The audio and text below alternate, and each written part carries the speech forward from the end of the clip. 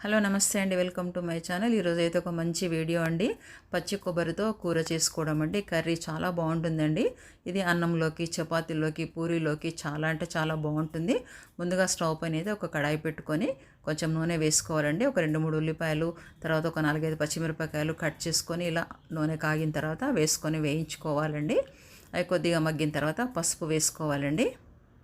ఇప్పుడైతే మనం పచ్చి కొబ్బరి అండి, ఇది కూర కోసం ముఖ్యంగా ఇది గ్రైండ్ చేసుకోవాలి. ఉల్లిపాయలు మగ్గినండి, కొంచెం పసుపు వేసుకుందాము. ఈలోపు కొబ్బరి కూడా గ్రైండ్ చేసుకుందామండి. ఒక చిప్ప 2 చిప్పలు మీకు ఎంత కావాలంటే అంత ముక్కలుగా కట్ చేసుకొని గ్రైండ్ చేసుకోండి.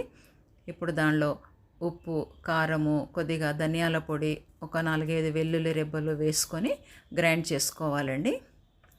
కొంచెం బరకగా గ్రైండ్ చేసుకోవాలండి. కూర అది తింటూ ఉంటే బాగుంటుంది. ఇలా గ్రైండ్ చేసుకోవాలండి.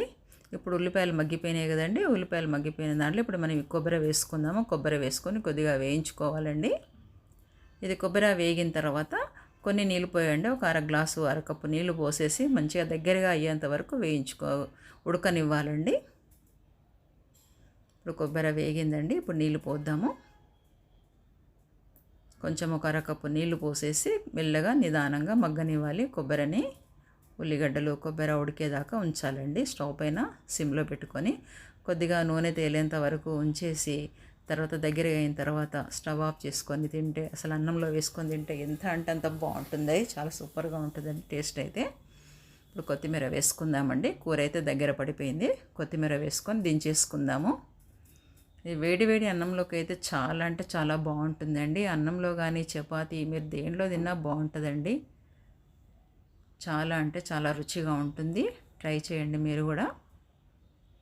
వీడియో నచ్చినట్టయితే లైక్ చేయండి, షేర్ చేయండి, సబ్స్క్రైబ్ చేయండి. థ్యాంక్ యూ అండి. సూపర్గా ఉంటుందండి కూర అయితే ఇది. మీరు ట్రై చేయండి.